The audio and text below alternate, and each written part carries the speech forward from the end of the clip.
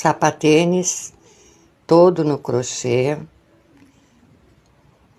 feito no solado PVC, todo pespontado. Olha o detalhe dos pespontos do solado.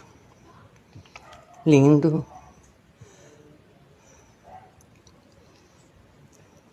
Olha. Perfeito. E também com cadarços por toda a volta. Coloquei ilhoses, ó, em toda a volta. Esse cadarço é um acessório que ajuda a firmar o sapatênis no pé. E também é um detalhe a mais, né? Ficou lindo, maravilhoso. Eu amei o resultado. Em breve no YouTube, o passo a passo.